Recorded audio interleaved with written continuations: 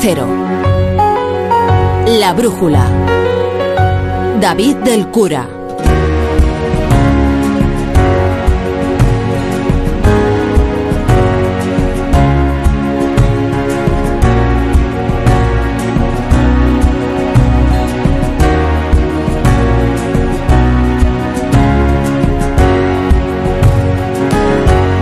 Pues son las 11, las 10 en Canarias y nos disponemos a gastar y a contarles en una brújula express y a analizar lo que ha dado de sí el día.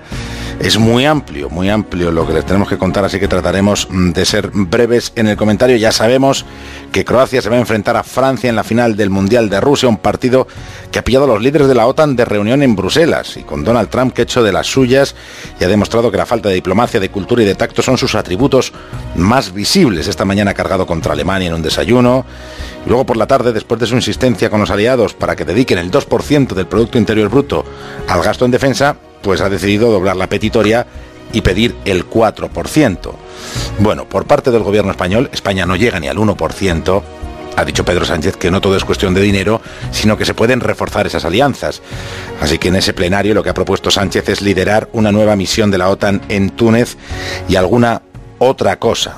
Pero el temor de verdad de los aliados de la OTAN es en lo que puedan quedar Trump y Putin, que se van a ver en los próximos días. ¿Qué pueden tramar entre esos dos? Comentaremos la cumbre y también los planes del gobierno en algunos ámbitos, porque hoy han estado varias ministras en el Congreso de los Diputados contando sus planes. Si tenemos en cuenta que Pedro Sánchez llegó al gobierno como llegó, pues tampoco tenía armado un proyecto de gobierno, esto que vamos sabiendo bien puede ser su programa de gobierno, si le da tiempo, y si no le da tiempo a completarlo, su propio programa electoral.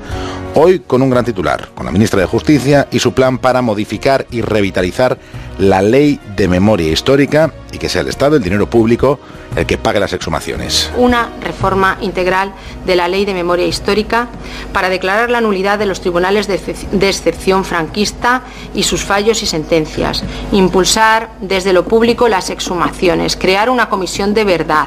Resignificar el Valle de los Caídos en los términos recomendados por la comisión de expertos que estudió el asunto en el año 2011. Retirar la simbología de exaltación de la guerra civil y la dictadura con un procedimiento tasado con sanciones económicas para el caso del incumplimiento y reforzar el acceso a los archivos. La ministra de Educación, tal y como adelantó en su entrevista al País, ha dicho ya que la religión no va a puntuar y que no habrá alternativa. Y luego para los bolsillos, recado que dejaba la titular de Hacienda y de Transición Energética. Montero hablaba de impuestos verdes y la ministra Rivera empezaba a descontar los días que le quedan al diésel. El diésel tiene los días contados, durará más, durará menos, pero sabemos que su impacto en partículas y lo que respiramos es suficientemente importante como para ir pensando en un proceso de salida. El ámbito del Gobierno de la Nación tiene que plantearse qué señales fiscales, qué señales regulatorias, cómo acompaña a las grandes ciudades en ese proceso de cambio. Bueno, pues los que tengan coche diésel, que preparen el bolsillo, que preparen el achatarre, que es un término muy sonoro que quiere decir que acaben con el coche. Así que hasta las 11:30 comentaremos estas cuestiones, si nos da tiempo, la sentencia del Supremo por no cumplir con los compromisos de la Unión Europea en lo que se refiere al refugio y al asilo, y si tenemos tiempo hasta echamos un vistazo a la carrera en el Partido Popular por la sucesión de Rajoy. Onda Cero. La brújula. David del Cura. En Valencia, siguiendo el fútbol, estaba John Muller y sigue por ahí. John Muller, buenas noches. Hola, ¿qué tal? Buenas noches. Carmen No me he Morodo. marchado. No, claro que no. Carmen Morodo, buenas noches. Buenas noches.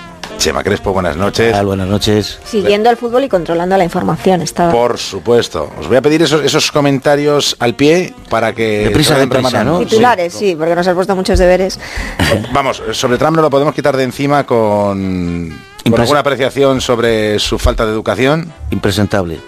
Impresentable, con mucho poder y por lo tanto con muchos riesgos de desestabilizar globalmente el planeta, porque los equilibrios son muy delicados y cuando se generan quiebras de confianza entre quienes son los aliados más fieles, más leales, que se supone que comparten valores y que provienen ni más ni menos que desde la Segunda Guerra Mundial, pues algo se puede poner en severo peligro.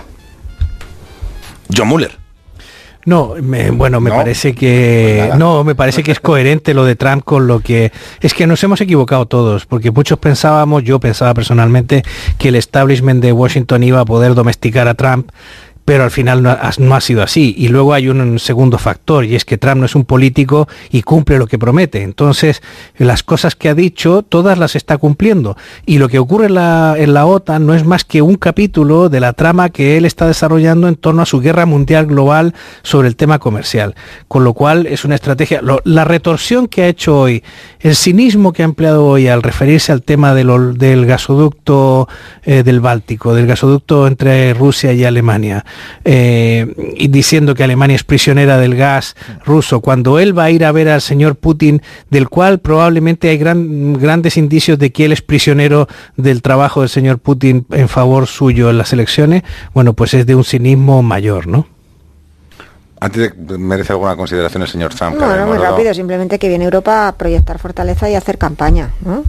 Esto ya lo vimos en la cumbre del G7, como dio la espantada y se fue despotricando de todos sus socios y aquí yo creo que lo que preocupa es la imagen de debilidad de la alianza, porque esto se produzca en vísperas de la reunión con Putin y luego también supongo la posibilidad de que pase de las palabras a los hechos, es decir, que pues suspenda ejercicios militares conjuntos o que retire parte de los 35.000 soldados que tiene estacionados en Alemania. Ahí ya serían palabras mayores, mientras pues seguimos en el ruido. Bueno, y vamos a buen ritmo. Vamos a buen ritmo porque nos hemos quitado a Trump y vamos con ese programa de gobierno de Pedro Sánchez.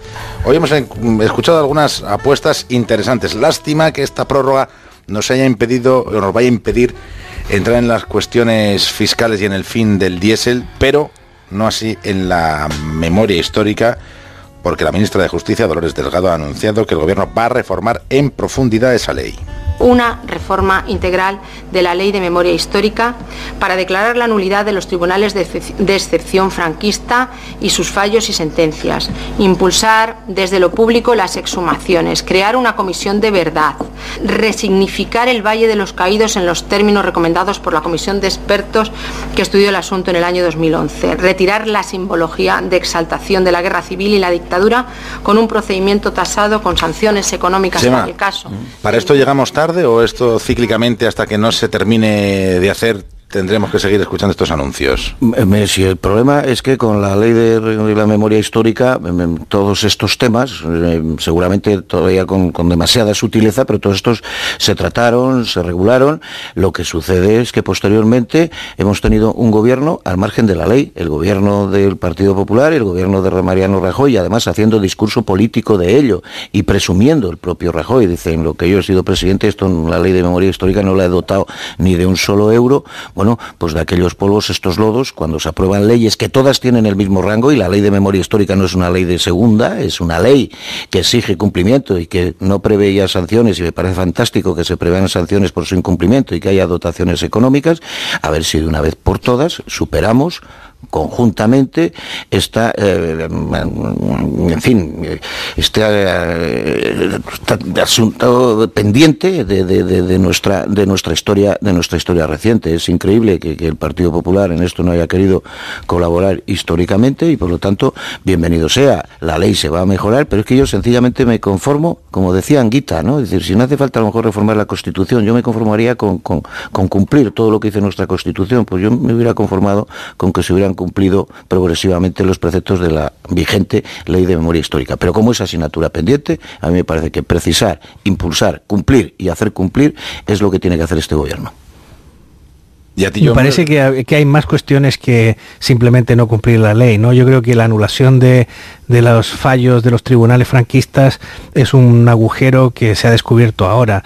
Y bueno, o sea, aquí hay más cuestiones que simplemente un gobierno que se negó Estaba descubierto. Lo que sucede que de ahí efectivamente se implican luego otras connotaciones de derechos y de posibles indemnizaciones, etcétera, que no se reguló por hacer leyes blandas, pero vamos, conscientes se era. Bueno, pero eso no tiene tanto que ver con el cumplimiento como con que había una imperfección en la propia ley. Correcto. O sea que ahí también hay parte entre los autores de la ley que se dejaron algunos flecos, ¿no? ¿Y vosotros creéis que ahora mismo da tiempo a desarrollar todos esos flecos? Porque eso es otra cuestión también. Si hay tiempo en este entorno que nos queda de legislatura, esta ley o esta modificación legal va a tener, yo creo, lógicamente, el apoyo de todos los que apoyaron la moción de censura. Yo creo y hay que tiempo para desarrollarlo. Porque es una reforma de una ley ya hecha. Mi impresión, y es que lo ha dicho el propio presidente del Gobierno, es que va a intentar agotar la legislatura. Es un año de elecciones y los apoyos son los mismos de la moción de censura, claro que sí. A mí me parece que esto hicimos el análisis de un gobierno socialdemócrata, pero es un gobierno socialdemócrata para hacer políticas de izquierdas, está en su derecho. Primero hizo aquellos primeros consejos de ministros donde, pues se ganó el apoyo del establishment, tranquilizó a Europa, tranquilizó a los centros de poder y ahora están en campaña y haciendo políticas de izquierda, quitándole todo el hueco que pueda tener Podemos. Y de la memoria histórica, pues es para el Partido Socialista, porque además está siendo coherente con lo que defendió en la oposición Pedro Sánchez y con iniciativas que ha llevado, estando en la oposición en este gobierno de minoría, Pedro Sánchez. Es lo mismo que él planteó hace unos meses en el Congreso de los Diputados.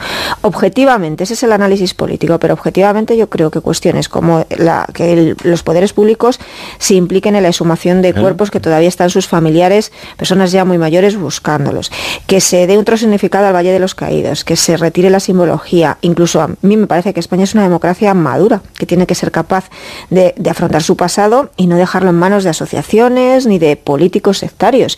Y el franquismo, la guerra civil, es una parte de nuestro pasado. Por tanto, objetivamente yo creo que ahí hay cuestiones todavía que quedan pendientes y que deben ser resueltas, y me felicitaría de que fuesen resueltas no convirtiéndolo en una batalla campal ideológica y política, sino con un consenso y acuerdo de todos los partidos en el Congreso de los Diputados. Es verdad que cuestiones como la Comisión de la Verdad, pues eso da un poco de vértigo, porque la verdad al final, si la utilizan los políticos y no la dejamos en manos de expertos, y más en una cuestión como esta, pues vamos a ver cuál es la verdad. Pero lo que señalaba antes de las exhumaciones, el Valle de los Caídos, retirar los símbolos, acabar con todo lo que suponga peregrinajes o reivindicaciones de una dictadura, eso me parece que España tiene que hacerlo. Bueno, todos los grupos de la Cámara gallega han sido capaces de dejar a un lado las diferencias para reclamar el Pazo de Meirás. Pues ya está, ya vamos cerrando y devolviendo a todos lo que...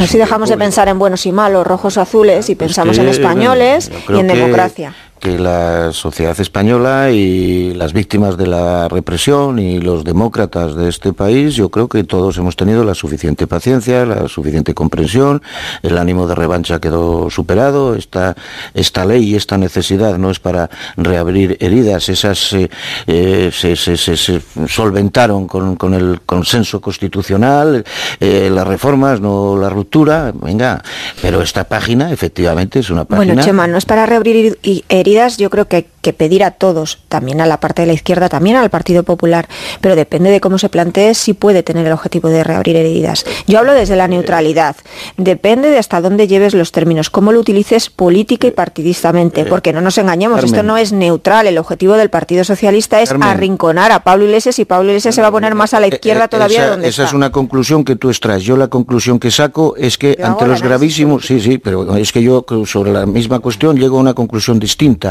Sobre los gravísimos incumplimientos que el gobierno del Partido Popular ha tenido durante los años de gobierno de incumplir una ley que se había sacado adelante, pues ahora, lógicamente, se reabren, que esa ley, que era una ley prácticamente de mínimos para solventar este drama histórico que no hemos sido capaces de resolver, pues lógicamente se reabren otras cuestiones que probablemente pues nunca debieron dejarse de lado. Y por cierto, en fin, poder estudiar y analizar el origen de la fortuna de la familia del dictador, los bienes ingentes que tiene, los beneficios fiscales que ha obtenido, las amnistías fiscales a las que se ha acogido, de dónde surgió ese patrimonio inmenso del que disfrutan, pues es algo que la democracia dejó ahí, y a lo mejor no pasaba nada por esclarecer, ¿eh?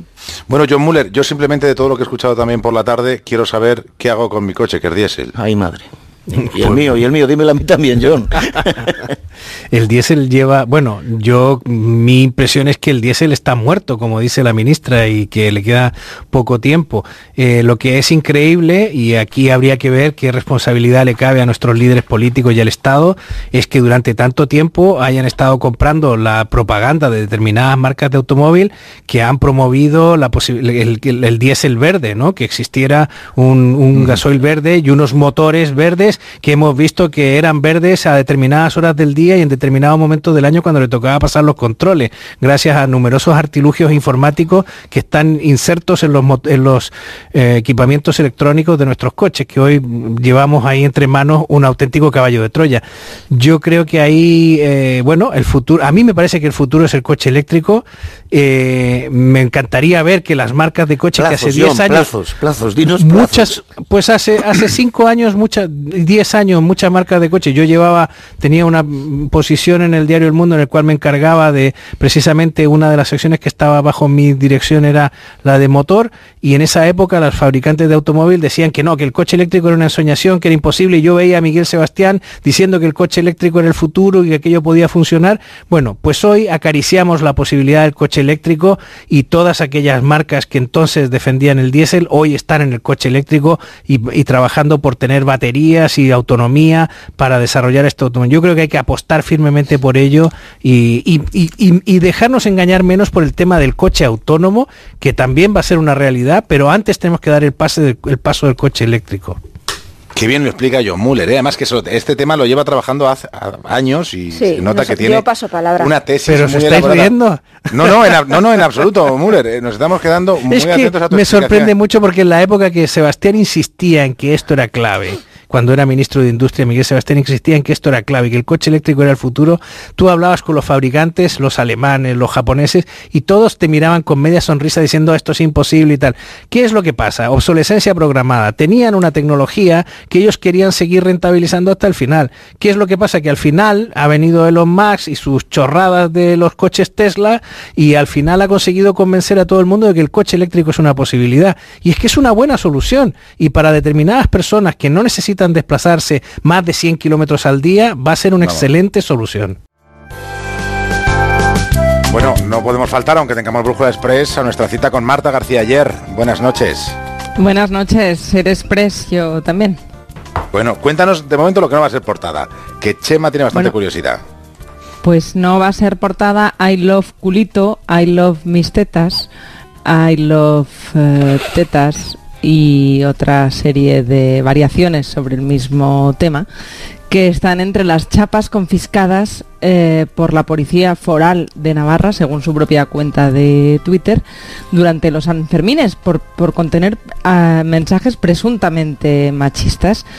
Sucedió también el año pasado, y el año pasado, por cierto, la Fiscalía ya dijo por estas fechas que no era delito tal cosa, que primaba la libertad de expresión, por supuesto, y aunque hay un bando de San Fermín que prohíbe vender camisetas, chapas u otros artilugios con mensajes machistas, la Fiscalía seguramente este año vuelva a decir lo mismo que dijo el año pasado. Entonces, ¿qué interés ha tenido hacer esa operación que tenían hasta el cuerpo del delito y había chapas con mensajes, pues... Se creen muy listos. Pues absolutamente absurdos, y algunos no podían ser técnicamente machistas, algunos de los mensajes. En fin, traes una duda porque Chema se lo sabe casi todo. Bueno, tengo muchas, ya lo sabéis, pero hoy la sonrisa es de Müller porque se la sabe seguro esta también. No. A ver, Müller, a la pizarra. Me muerdo la lengua. ¿Se puede juzgar al rey Juan Carlos I ahora que ya no está en el cargo? Que yo sepa, no se votó en el Parlamento.